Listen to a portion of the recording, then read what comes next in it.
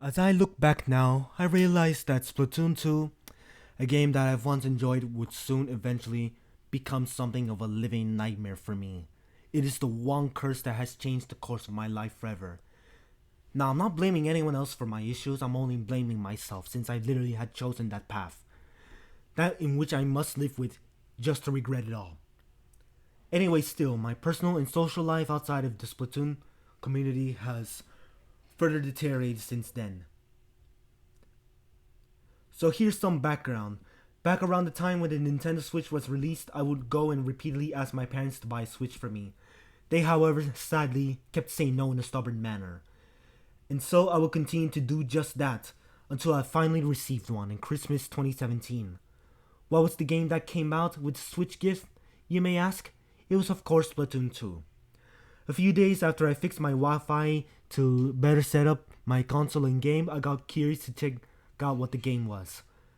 My first impressions of the game were that it was very appealing for me, as there were many paths to follow in the game. Many collectibles, many game modes, and even a deep lore in relation to Splatoon 2 and Splatoon 1 and Splatoon 3.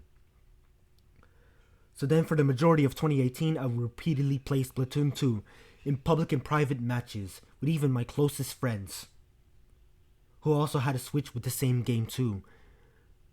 By that point, it was when I used to really enjoy playing Splatoon 2, considering that I've also constantly grinded for points and grinding levels. I would also repeatedly take screenshots and videos simply to remember them sometime later. It was now at that point in which when I started watching YouTube videos and making videos related to Splatoon 2. Like many other general aspects, this enjoyment comes with a very heavy cost. First thing that happened was that because of my extreme addiction to Splatoon 2, my grades would significantly drop faster than I had anticipated. My parents would often take away my computer and Switch privileges for the day just to make sure I had improved, and even forced to stay by their sides just so they can supervise me in redoing my badly handed in assignments. Alongside that, as I was watching Splatoon 2 animation/parody videos, I would now develop these weird dreams and nightmares. I prefer not to disclose what my dreams were, as they were mostly inappropriate. But anyways, it got even worse after 7th grade started, where I was now being socially ridiculed and simply because I had blurted out random words and got into physical fights numerous times.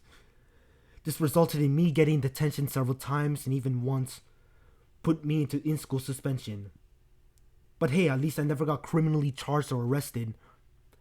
My mental health at the time was now deteriorating, and I have often felt bad about myself, as I believe that I've gone too far with the Splatoon 2 addiction.